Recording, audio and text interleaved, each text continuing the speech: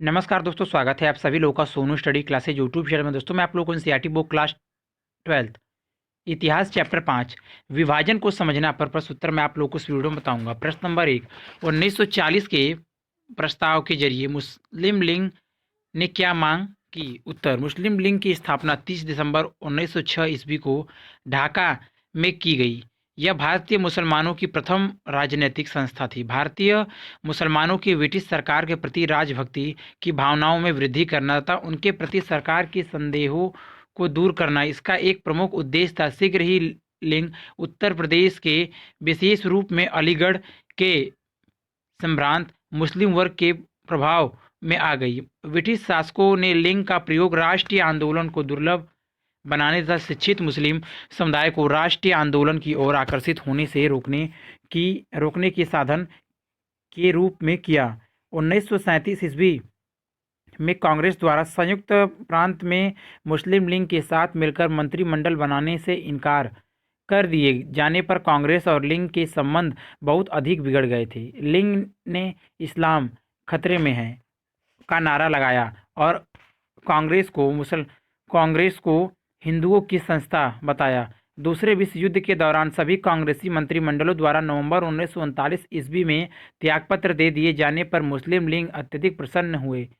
League ने राष्ट्रवाद के सिद्धांत का प्रचार किया तथा मुस्लिम जन सम्मान एवं ब्रिटिश शासकों को यह विश्वास दिलाने का भरसक प्रयास किया कि मुसलमानों के हित हिंदू हितों से भिन्न हैं और अल्पसंख्यक मुसलमानों को बहुसंख्यक हिंदुओं से भारी खतरा है। मार्च 1940 ईस्वी में लाहौर अधिवेशन में लीग ने एक प्रस्ताव प्रस्तुत किया जिसमें उपमहाद्वीप के मुसलमान बहुल क्षेत्रों में सीमित सहायता की मांग की गई। प्रस्ताव में कहा गया कि भौगोलिक दृष्टि से सटी हुई इकाइयों को क्षेत्रों के रूप में चिन्हित किया जाए, जिन्हें बताने में आवश्यकता अनुसार क्षेत्रों का फिर से ऐसा समायोजन किया जाए कि हिंदुस्तान के उत्तर पश्चिम और पूर्वी क्षेत्रों जैसे जिन भागों में मुसलमानों की संख्या अधिक है उन्हें इकट्ठा करके स्वतंत्र राज्य बना दिया जाए, जिसमें सम्मिलित इकाइयां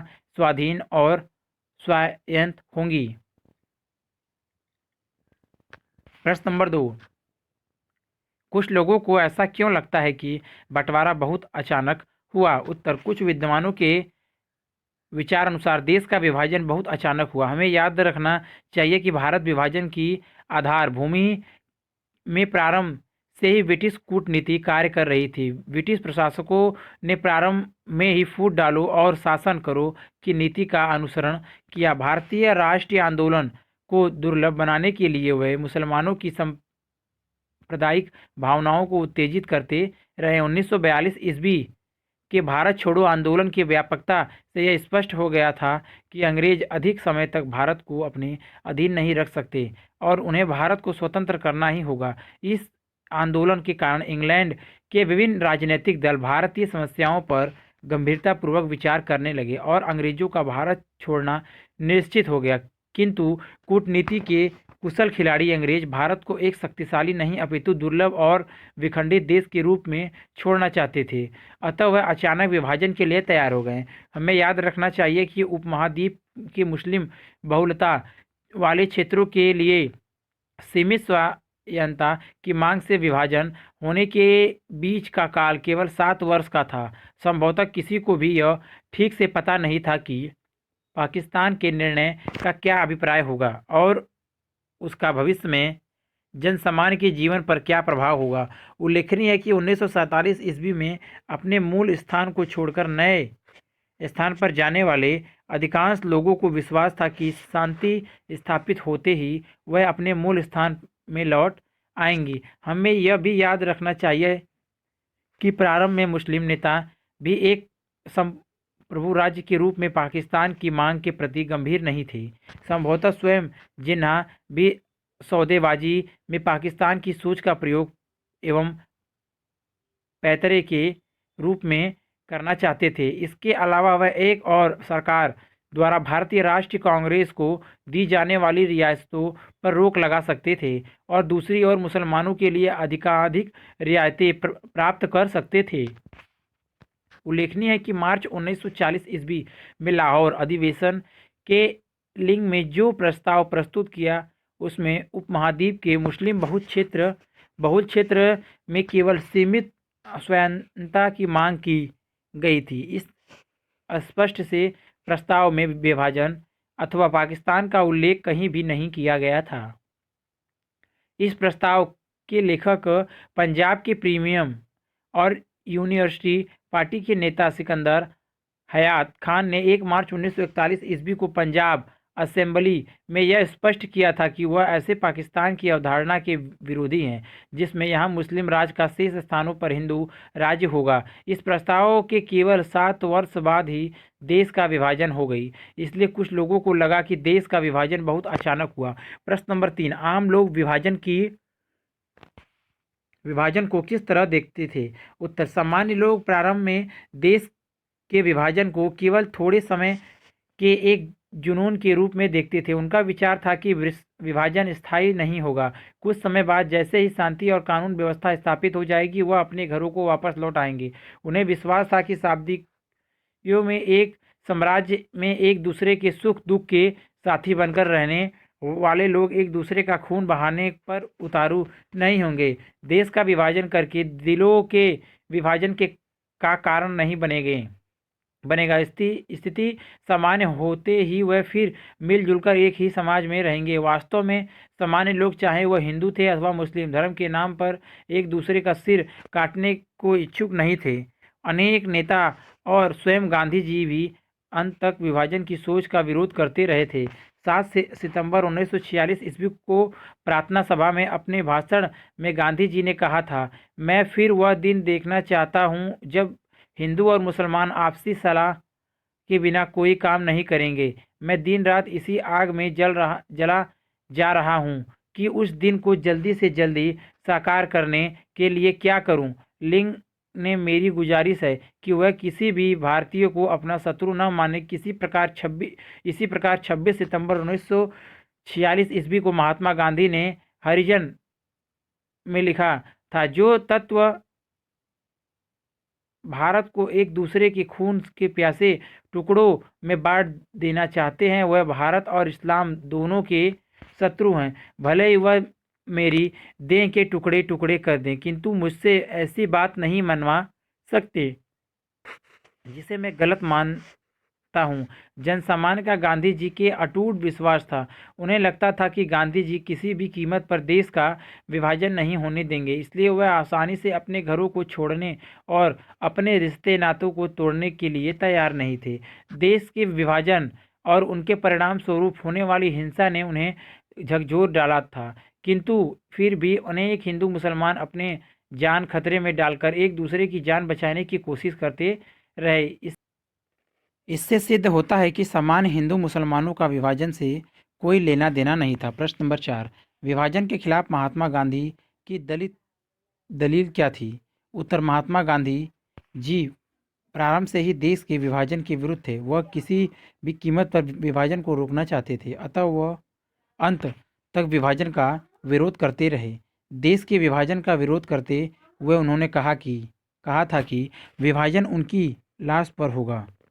7 सितंबर 1946 ईस्वी को प्रार्थना सभा में अपने भाषण में गांधी जी ने कहा था, मैं फिर वह दिन देखना चाहता हूं जब हिंदू और मुसलमान आपसी सलाह के बिना कोई काम नहीं करेंगे। मैं दिन रात इसी आग में जला जा रहा हूं कि उस दिन को जल्दी से जल्दी साकार करने के लिए क्या करूं। लिंग से मेरी गुजारिश है कि वह किसी भी भारतीय को अपना शत्रु न माने। हिंदू और मुसलमान दोनों एक ही मिट्टी से उपजे हैं, उनका खून एक है, वह एक जैसा भोजन करते हैं, एक ही पानी पीते हैं और एक ही जवाब बोलते हैं। इसी प्रकार 26 सितंबर 1946 ईस्वी को महात्मा गांधी ने हरिजन में लिखा था, किंतु मुझे विश्वास है कि मुस्लिम लीग ने पाकिस्तान की जो मांग उठाई है वह पूरी तरह गैर इस्लामिक है और मुझे इसको पापपूर्ण कृत्य कहने में कोई संकोच नहीं है। इस्लाम मानवता की एकता और भाईचारे का समर्थक है, न कि मानव परिवार की एकजुटता को तोड़ने का। तो जो तत्व भारत को एक दूसरे के खून के प्यासे टुकड़ों में बांट देना चाहते हैं, वह भारत और इस्लाम दोनों के शत्रु हैं। भले ही वह मेरी देह के टुकड़े टुकड़े कर दें, किंतु मुझसे ऐसी बात नहीं मनवा सकते जिसे मैं गलत मानता हूँ। किंतु गांधी जी का विरोध नकार खाने में तूती के समान था। गांधी जी सांप्रदायिक पूर्वाग्रह और भावनाओं से जूझते रहे, किंतु बेकार। अंततः देश का विभाजन हो गया और भारतीय राष्ट्रीय कांग्रेस को उसे स्वीकार करना पड़ा। सत्य और अहिंसा के पुजारी भग्न हृदय महात्मा गांधी असहाय थे, तथापि वह निरंतर सांप्रदायिक संप्रदाय स्थापित करने के प्रयासों में लगे रहे। उन्हें विश्वास था कि वह अपने प्रयासों में सफल होंगे। लोग हिंसा और घृणा का रास्ता छोड़ देंगे और भाइयों के समान मिलकर सभी समस्याओं का समाधान कर लेंगे। गांधी जी ने निडर होकर सांप्रदायिक दंगों से ग्रस्त विभिन्न स्थानों का दौरा किया और सांप्रदायिक के शिकार लोगों को राहत पहुंचाने के प्रयास किए। उन्होंने प्रत्येक स्थान पर अल्पसंख्यक समुदाय को, वह हिंदू हो या मुसलमान, सांत्वना प्रदान की। उन्होंने भरसक प्रयास किया कि हिंदू मुसलमान एक दूसरे का खून न बहाएं, अपितु परस्पर मिलजुल कर रहें। प्रश्न नंबर 5, विभाजन को दक्षिणी एशिया के इतिहास में एक ऐतिहासिक मोड़ क्यों माना जाता है? उत्तर, भारत के विभाजन को दक्षिणी एशिया के इतिहास में एक ऐतिहासिक मोड़ माना जाता है। निस्संदेह यह विभाजन स्वयं में अतुलनीय था, क्योंकि इससे पूर्व किसी अन्य विभाजन में न तो सांप्रदायिक हिंसा का इतना तांडव नृत्य हुआ और न ही इतनी विशाल संख्या में निर्दोष लोगों को अपने घरों से बेघर होना पड़ा। विद्वानों के अनुसार विभाजन के परिणाम स्वरूप 1 करोड़ से भी अधिक लोग अपने अपने वतन से उजड़कर अन्य स्थानों पर जाने के लिए विवश हो गए।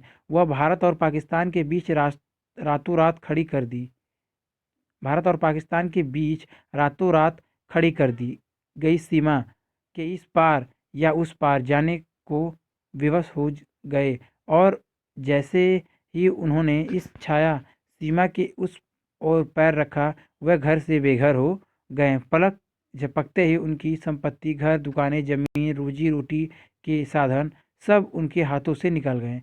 जिस जमीन में उनकी जड़ें थी, वही उनके लिए पराई हो गई। लाखों अपने परिजनों से बिछड़ गए। किसी ने अपने पिता को खोया, किसी ने भाई को, तो किसी ने सुहाग। उसकी आंखों के सामने ही उजाड़ दिया गया। उनके दोस्त, उनकी बचपन की यादें उनसे छीन लिए गए। अपनी स्थायी एवं क्षेत्रीय संस्कृति से वंचित होकर वह तिनका तिनका जोड़कर अपने नए घोंसले को बनाने में जुट गए। विद्वानों के अनुसार विभाजन के परिणाम स्वरूप होने वाली हिंसा इतनी भीषण थी कि इसके लिए विभाजन, बंटवारे अथवा तकसीम जैसे शब्दों का प्रयोग करना सार्थक प्रतीत नहीं होता। इसमें कोई संदेह नहीं कि विभाजन के परिणाम स्वरूप जो स्मृतियाँ, घृणाएं, छवियाँ या पहचानें अस्तित्व में आई, उनका आज भी सीमा के इस ओर तथा उस ओर के इतिहास का निर्धारण करने में महत्वपूर्ण योगदान है। निम्नलिखित पर एक लघु निबंध लिखिए, लगभग 250 से 300 शब्दों में। प्रश्न नंबर 6, ब्रिटिश भारत का बंटवारा क्यों किया गया? उत्तर, निम्नलिखित कारणों ने ब्रिटिश भारत के विभाजन में योगदान दिया। नंबर 1, ब्रिटिश कूटनीति। अधिकांश विद्वान इतिहासकारों के विचारानुसार भारत विभाजन का सर्वाधिक महत्वपूर्ण कारण था ब्रिटिश कूटनीति। ब्रिटिश प्रशासकों ने प्रारंभ में ही फूट डालो और शासन करो की नीति का अनुसरण किया। भारतीय राष्ट्रीय आंदोलन को कमजोर करने के लिए वह मुसलमानों की सांप्रदायिक भावनाओं को उत्तेजित करते रहे। 1905 ईस्वी में बंगाल का विभाजन, 1906 ईस्वी में मुस्लिम लीग की स्थापना और 1909 ईस्वी में सांप्रदायिक चुनाव प्रणाली का प्रारंभ और विस्तार अंग्रेजों की फूट डालो और राज करो की नीति के ज्वलंत उदाहरण थे। ब्रिटिश प्रशासकों की इस नीति से मुसलमानों में सांप्रदायिक भावनाओं का विकास होने लगा। वह अपने हितों की रक्षा के लिए अपने लिए एक पृथक राष्ट्र की मांग करने लगे, जिसकी चरम परिणति पाकिस्तान के निर्माण में हुई। नंबर 2, मुस्लिम लीग का सांप्रदायिक दृष्टिकोण। मुस्लिम लीग के संकीर्ण सांप्रदायिक दृष्टिकोण ने हिंदू मुसलमानों में मतभेद उत्पन्न करने और अंततः पाकिस्तान के निर्माण में महत्वपूर्ण योगदान दिया। लीग ने निराष्ट्रवाद के सिद्धांत का प्रचार किया और मुस्लिम जनसामान्य को यह विश्वास दिलाने का प्रयत्न किया कि अल्पसंख्यक मुसलमानों को बहुसंख्यक हिंदुओं से भारी खतरा है। 1937 ईस्वी में कांग्रेस द्वारा संयुक्त प्रांत में मुस्लिम लीग के साथ मिलकर मंत्रिमंडल बनाने से इनकार कर दिए जाने पर लीग ने इस्लाम खतरे में है का नारा लगाया और कांग्रेस और हिंदुओं की संस्था बताया।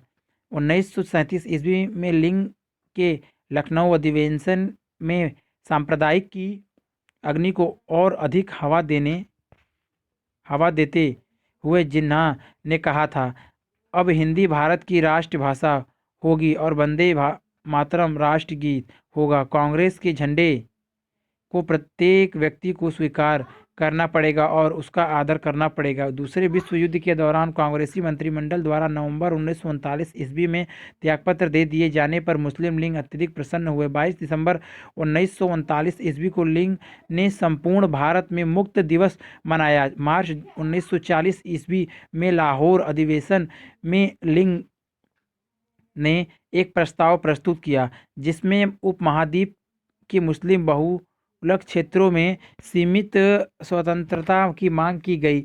लीग ने कांग्रेस के भारत छोड़ो आंदोलन का विरोध किया और 1946 ईस्वी के चुनाव के पश्चात पाकिस्तान की स्थापना के लिए जोरदार आंदोलन प्रारंभ कर दिया। 16 अगस्त 1946 ईस्वी को लीग ने प्रत्यक्ष कार्यवाही दिवस मनाया, जिसके परिणाम स्वरूप देश के विभिन्न भागों में भयंकर सांप्रदायिक दंगे हो गए।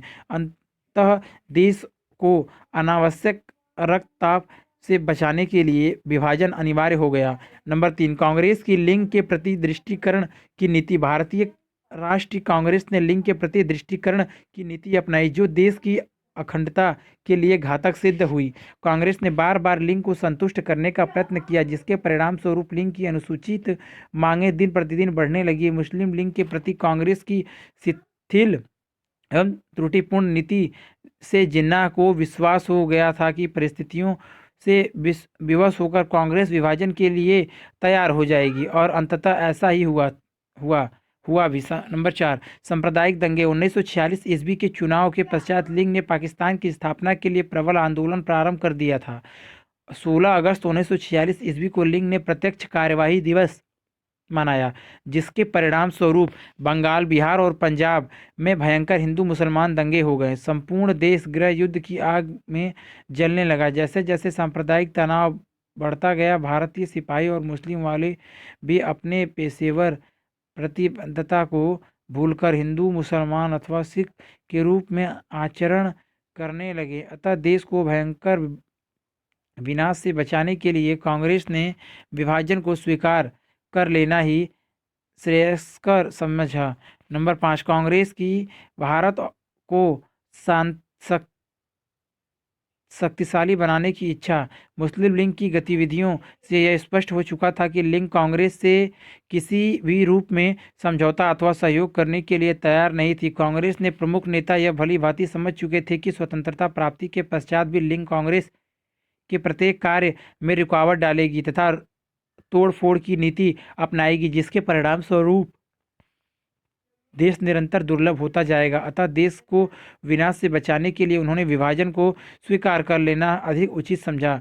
नंबर 6, लॉर्ड माउंटबेटन के प्रयास। मुस्लिम लीग द्वारा पाकिस्तान के निर्माण के लिए प्रत्यक्ष कार्यवाही प्रारंभ कर दिए जाने के कारण संपूर्ण देश में हिंसा की ज्वाला धधकने लगी थी। अतः लॉर्ड माउंटबेटन ने पंडित जवाहरलाल नेहरू और सरदार वल्लभ भाई पटेल को विश्वास दिला दिया कि मुस्लिम लीग के बिना शेष भारत को शक्तिशाली और संगठित बनाना अधिक उचित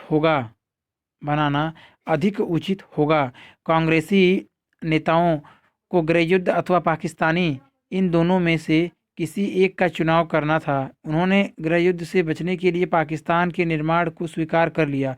इस प्रकार अनेक कारणों के संयोजन ने देश के विभाजन को अपरिहार्य बना दिया था। प्रश्न नंबर 7, बंटवारे के समय औरतों के क्या अनुभव रहे? उत्तर, विभाजन के सर्वाधिक दूषित प्रभाव संभवतः महिलाओं पर हुए। विभाजन के दौरान उन्हें दर्दनाक अनुभवों से गुजरना पड़ा। उन्हें बलात्कार की निर्मम पीड़ा को सहन करना पड़ा। उन्हें अगवा किया गया, बार बार बेचा और खरीदा गया तथा अनजान हालात में अजनबियों के साथ एक नई जिंदगी जीने के लिए विवश किया गया। महिलाएं मूक निरीह प्राणियों के समान इन सभी प्रक्रियाओं से गुजरती रहीं। गहने सदमे से गुजरने के बावजूद कुछ महिलाएं बदले हुए हालात में नए पारिवारिक बंधनों में बंध गई, किंतु भारत और पाकिस्तान की सरकारों ने ऐसे मानवीय संबंधों की जटिलता के विषय में किसी संवेदनशील दृष्टिकोण को नहीं अपनाया। यह मानते हुए कि इस प्रकार की अनेक महिलाओं को बलपूर्वक घर बैठा लिया गया था, उन्हें उनके नए परिवारों से छीनकर पुराने परिवारों के पास अथवा पुराने स्थानों पर भेज दिया गया। इस संबंध महिलाओं की इच्छा जानने का प्रयास ही नहीं किया गया। इस प्रकार विभाजन की मार झेल वाली उन महिलाओं को अपनी जिंदगी के विषय में फैसला लेने के अधिकार से एक बार फिर वंचित कर दिया गया। एक अनुमान के अनुसार महिलाओं की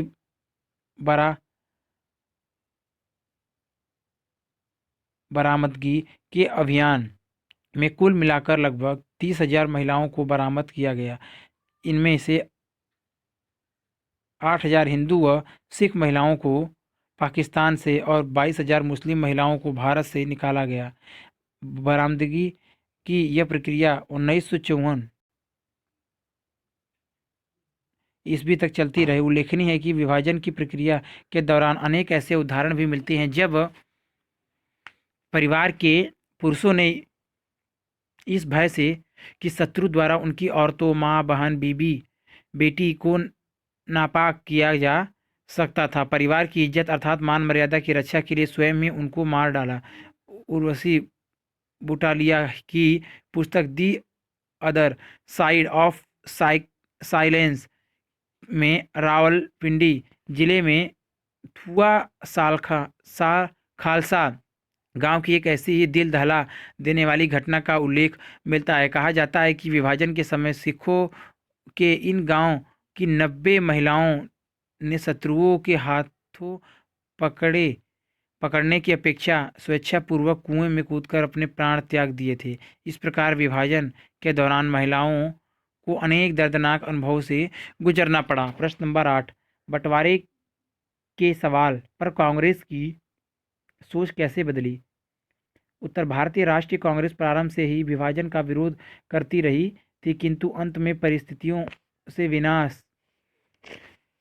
के विवश होकर उसे अपनी सोच बदलनी पड़ी और विभाजन के लिए तैयार होना पड़ा। अंग्रेजों के प्रयासों के परिणाम स्वरूप मुस्लिम लीग अपने जन्म के प्रारंभ से ही सांप्रदायिक नीतियों का अनुसरण करने लगी थी। लीग ने बंगाल विभाजन का समर्थन किया था और स्वदेशी एवं बहिष्कार आंदोलन में कोई भाग नहीं लिया था। यद्यपि 1916 ईस्वी में कांग्रेस और लीग में समझौता हो गया था, किंतु 1920 और 1937 ईस्वी में कांग्रेस द्वारा संयुक्त प्रांत में मुस्लिम लीग के साथ मिलकर मंत्रिमंडल बनाने से इनकार कर दिए जाने पर कांग्रेस और लीग के संबंध और अधिक बिगड़ गए थे। कांग्रेस ने बार बार लीग को संतुष्ट करने का प्रयत्न किया, जिसके परिणाम स्वरूप लीग की अनुचित मांगें तीव्र गति से बढ़ने लगी। लीग ने कांग्रेसी मंत्रिमंडल पर जनमत की अवहेलना करने, मुस्लिम संस्कृति को नष्ट करने और मुसलमानों के धार्मिक, सामाजिक तथा राजनीतिक अधिकारों में हस्तक्षेप करने का आरोप लगाया। जिन्ना ने 1937 ईस्वी में लीग के लखनऊ अधिवेशन में स्पष्ट शब्दों में घोषणा की, अब हिंदी भारत की राष्ट्रगान होगी और वंदे मातरम राष्ट्रगीत होगा। कांग्रेस के झंडे को प्रत्येक व्यक्ति को स्वीकार करना पड़ेगा और उसका आदर करना पड़ेगा। राष्ट्रवादी नेताओं ने लीग के नेताओं को समझाने का बार बार प्रयास किया, किंतु संप्रदायवाद से समझौता कर सकना या उसे संतुष्ट कर सकना संभव नहीं था। 1937 से 1939 की अवधि में कांग्रेस के नेताओं ने बार बार जिन्ना से मुलाकात करके उसे मनाने का प्रयास किया, किंतु जिन्ना ने कभी कोई ठोस मांग सामने नहीं रखी। इस इसके विपरीत वह इस बात पर अड़े रहे कि वह कांग्रेस से तभी बात करेंगे जब कांग्रेस यह मान लेगी कि वह केवल हिंदुओं का प्रतिनिधित्व करती है। इस प्रकार संप्रदायवाद को जितना संतुष्ट करने का प्रयास किया गया उतना ही वह और उग्र होता गया। दूसरे विश्व युद्ध के दौरान सभी कांग्रेसी मंत्रिमंडलों द्वारा नवंबर 1939 ईस्वी में त्यागपत्र दे दिए जाने पर मुस्लिम लीग अत्यधिक प्रसन्न हुए।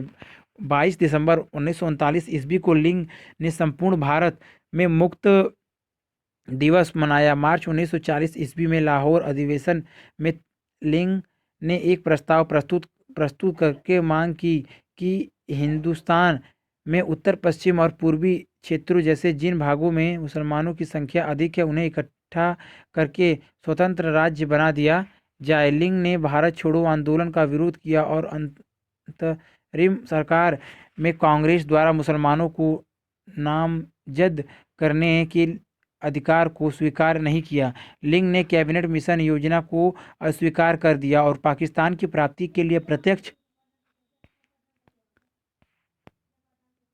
संघर्ष का रास्ता अपनाने का निश्चय कर लिया। 16 अगस्त 1946 ईस्वी को लीग ने प्रत्यक्ष कार्रवाई दिवस मनाया, जिसके परिणाम स्वरूप बंगाल, बिहार, पंजाब, उत्तर प्रदेश, सिंध व उत्तर पश्चिमी सीमा प्रांत में भयंकर हिंदू मुसलमान दंगे हो गए। सारे देश का वातावरण दूषित हो गया और मुस्लिम सांप्रदायिक अपने चरम उत्कर्ष पर पहुंच गया।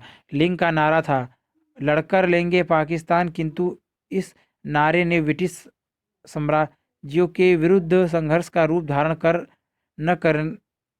करके सांप्रदायिक दंगे का रूप धारण कर लिया। कुछ प्रारंभिक विरोध के बाद वायसराय लॉर्ड वेवल के प्रयत्नों से मुस्लिम लीग अंतरिम सरकार में सम्मिलित हो तो गई, किंतु उसने कांग्रेस के प्रति असहयोग का दृष्टिकोण अपनाया। लीग ने नेहरू के नेतृत्व को स्वीकार नहीं किया और प्राय मंत्रिमंडल की नीतियों का विरोध करती रही। इस समय तक भारतीय राष्ट्रीय कांग्रेस भी यह भली भांति समझ चुकी थी कि लीग के कट्टर सांप्रदायिक दृष्टिकोण को बदलना संभव नहीं है। लीग के कार्यकलापों से सांप्रदायिक दंगे फैलने लगे थे, जिससे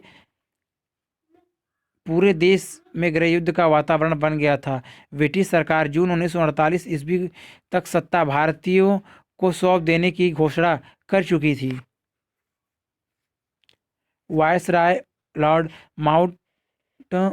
माउंटबेटन का विचार था कि लीग तथा कांग्रेस के मध्य समझौता असंभव था और देश का विभाजन ही समस्या का एकमात्र हल था।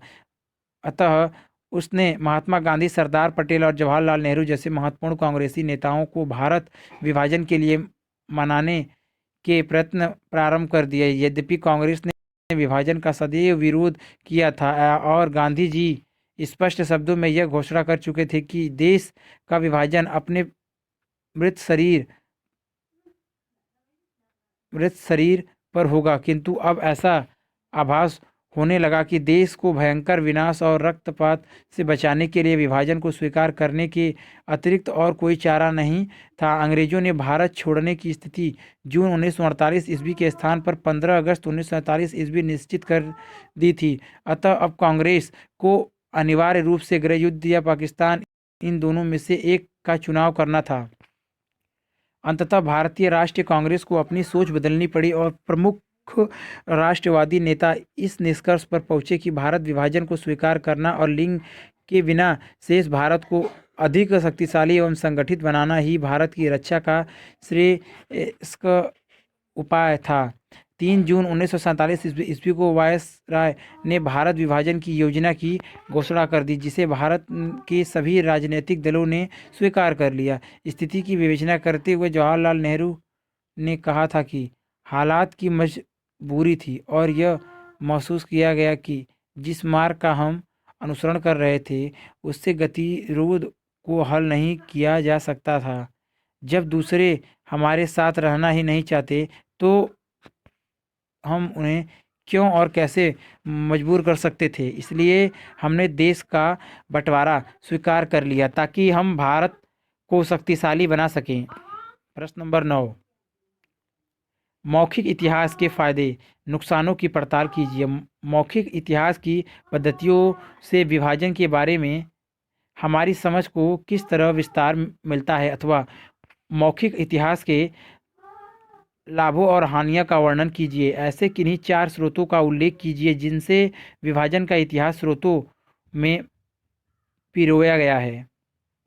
उत्तर, इतिहास के पुनर्निर्माण में हमें अनेक स्रोतों से सहायता मिलती है, जिनमें मौखिक स्रोतों का भी महत्वपूर्ण स्थान है। यद्यपि मौखिक इतिहास के अपने लाभ और हानियां हैं, तथापि यह सत्य है कि मौखिक इतिहास की पद्धतियाँ विभाजन के विषय में हमारी समझ को विस्तार प्रदान करती हैं। मौखिक इतिहास के लाभ। नंबर 1, मौखिक इतिहास हमें विभाजन से संबंधित अनुभवों एवं स्मृतियों को और अधिक सूक्ष्मता को समझने का अवसर प्रदान करता है। नंबर 2, मौखिक इतिहास के आधार पर इतिहासकार उन भावनात्मक समस्याओं एवं कष्टों का जिनसे जनसामान्य को विभाजन के दौर में गुजरना पड़ा और वर्णन सजीव वर्णन करने में समर्थ हुए हैं। हमें याद रखना चाहिए कि सरकारी दस्तावेजों का संबंध नीतिगत एवं दलगत विषयों तथा विभिन्न सरकारी योजनाओं से होता है, अतः उनसे इस प्रकार की जानकारियों को प्राप्त करना संभव नहीं हो पाता। नंबर 3, विभाजन के परिणाम स्वरूप सामान्य लोगों को किन हालातों से गुजरना पड़ा अथवा विभाजन को लेकर जनसामान्य के क्या अनुभव रहे, इसका पता हमें मौखिक इतिहास से ही लगता है। सरकारी रिपोर्टों एवं फाइलों तथा महत्वपूर्ण सरकारी अधिकारियों के व्यक्तिगत लेख इस पर पर्याप्त प्रकाश नहीं डालते।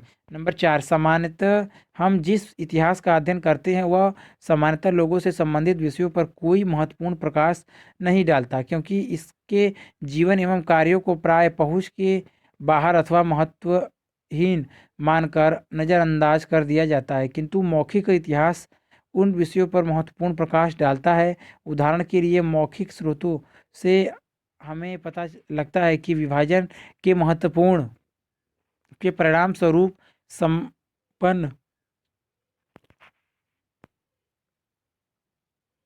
लोगों को विपन्नता के दौर से गुजरना पड़ा। घर की 4 दीवारी में सुख का जीवन जीने वाली महिलाओं को पेट भरने के लिए मजदूरों के रूप में काम करना पड़ा। बड़े बड़े व्यापारियों को अपना और परिवार का पेट भरने के लिए छोटी मोटी नौकरियां करनी पड़ी और शरणार्थियों का जीवन जीने के लिए विवश होना पड़ा। नंबर 5, मौखिक इतिहास विभाजन के दौरान जनसामान्य और विशेष रूप से महिलाओं द्वारा झेली जाने वाली पीड़ा को समझने में हमें महत्वपूर्ण सहायता प्रदान करती है। मौखिक इतिहास की हानियाँ। नंबर 1, अनेक इतिहासकारों ने विचारानुसार मौखिक जानकारियाँ सटीक नहीं होती, अतः इससे घटनाओं के जिक्र क्रम का निर्माण किया जाता है, उसकी यथार्थता संदिग्ध होती है। नंबर 2, इतिहासकारों के मतानुसार मौखिक विवरणों का संबंध केवल सतही विषयों से होता है। यादों में संचित किए जाने वाले छोटे छोटे अनुभवों से इतिहास की विशाल प्रक्रियाओं के कारणों का पता लगने में कोई महत्वपूर्ण सहायता नहीं मिलती। नंबर 3, व्यक्तिगत अनुभवों के आधार पर किसी सामान्य निष्कर्ष पर पहुंचना सरल नहीं होता। नंबर 4, मौखिक इतिहास में वास्तविक अनुभवों के साथ निर्मित स्मृतियां भी जुड़ जाती हैं। प्राय कुछ दशक बाद लोग किसी घटना के विषय में काफ़ी कुछ भूल जाते हैं। नंबर 5, सामान्यतः विभाजन के दौरान कड़वे अनुभवों से गुजरने वाले लोग आप बीती के विषय में बात करने को तैयार नहीं होते। उदाहरण के लिए बलात्कार की पीड़ा को झेलने वाली एक महिला को किसी अजनबी के सामने अपने उस दर्दनाक अनुभवों को व्यक्त करने के लिए तैयार करना कोई सरल कार्य नहीं है। नंबर 6, मौखिक जानकारियों से घटनाओं का तिथिबद्ध विवरण प्राप्त करना कठिन है। विभाजन विषयक समझ को विस्तार प्रदान करना। उल्लेखनीय है कि मौखिक इतिहास की पद्धतियाँ विभाजन के विषय में हमारी समझ को विस्तार प्रदान करती है। हमें यह याद रखना चाहिए कि विभाजन की मौखिक इतिहास को संबंध केवल सतही विषयों से नहीं है। विभाजन से संबंधित मौखिक बयानों को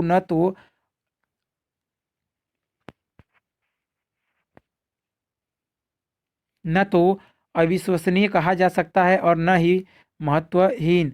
मौखिक विवरणों अथवा बयानों से निकलने वाले निष्कर्षों की तुलना अन्य साक्ष्यों से निकलने वाले निष्कर्षों से करने एक सामान्य एवं विश्वसनीय निष्कर्ष पर सफलतापूर्वक पहुंचा जा सकता है। हमें यह भी याद रखना चाहिए कि विभाजन के दौरान जनसामान्य को और विशेष रूप से महिलाओं को जिस पीड़ा से गुजरना पड़ा उसे समझने के लिए हमें अनेक रूपों में मौलिक स्रोतों पर निर्भर रहना पड़ता है। उदाहरण के लिए सरकारी रिपोर्टों से यह तो सरलतापूर्वक पता लगाया जा सकता है कि भारतीय और दला बदली की गई, किंतु सरकारी रिपोर्टों से यह पता नहीं लगता कि बरामद की जाने वाली महिलाओं को किस किन मानसिक व्यवस्थाओं से गुजरना पड़ा अथवा किन किन पीड़ाओं को झेलना पड़ा। उन मानसिक यथा व्यवस्थाओं और पीड़ाओं का पता न उन महिलाओं की जुबानी ही लग सकता है, उन्होंने उन्हें झेला। इस प्रकार मौखिक इतिहास की पद्धतियाँ विभाजन के विषय में हमारी समझ को विस्तृत बनाती हैं। मौखिक इतिहास की पद्धतियों से इतिहासकारों को विभाजन जैसी घटनाओं के दौरान जन सामान्य को किन किन मानसिक एवं शारीरिक पीड़ाओं को झेलना पड़ा और बहुरंगी एवं सजीव वृत्तांत लिखने में महत्वपूर्ण सहायता मिलती है। मौखिक विवरणों अथवा बयानों से निकलने वाले निष्कर्षों की तुलना अन्य साक्ष्यों से निकलने वाले निष्कर्षों से करके एक सामान्य एवं विश्वसनीय निष्कर्ष पर सफलतापूर्वक पहुंचा जा सकता है। यदि साक्षात्कार लेने वाला किसी की व्यक्तिगत पीड़ा और संदर्भ में को आंकने का प्रयास न करके सूझबूझ से लोगों के दर्द के एहसास को समझने का प्रयास करे तो मौखिक इतिहास उसकी विभाजन विषयक समझ को विस्तार प्रदान करने में महत्वपूर्ण सहायता प्रदान कर सकता है। मानचित्र कार्य प्रश्न नंबर 10। दक्षिणी एशिया के नक्शे पर कैबिनेट मिशन प्रस्तावों में उल्लेखित भाग क, ख और ग को चिन्हित कीजिए। यह नक्शा मौजूदा दक्षिण एशिया के राजनीतिक नक्शे से किस तरह अलग है? उत्तर स्वयं करें। परियोजना कार्य कोई एक। प्रश्न नंबर 11। यूगोस्लाविया के विभाजन को जन्म देने वाले निर्जातीय हिंसा के बारे में पता लगाइए। उसमें आप जिन नतीजों पर पहुंचते हैं उनकी तुलना इस अध्याय में भारत विभाजन के बारे में बताई गई बातों से कीजिए। उत्तर स्वयं करें। प्रश्न नंबर 12। पता लगाइए कि क्या आपके शहर, कस्बे, गांव या आसपास के किसी स्थान पर दूर से कोई समुदाय आकर बसा है। हो सकता है आपके इलाके में बंटवारे के समय आए लोग भी रहते हों। ऐसे समुदाय के लोगों से बात कीजिए और अपने निष्कर्षों को एक रिपोर्ट में संकलित कीजिए। लोगों से पूछिए कि वह कहाँ से आए हैं, उन्हें अपनी जगह क्यों छोड़नी पड़ी और उनसे पहले व बाद में उनके कैसे अनुभव रहे। यह भी पता लगाइए कि उनके आने से क्या बदलाव पैदा हुआ। उत्तर स्वयं करें। अगर वीडियो अच्छी लगी तो वीडियो को लाइक करें, शेयर करें, कमेंट करें और नेक्स्ट वीडियो के लिए चैनल को सब्सक्राइब जरूर करें। Thank you for watching.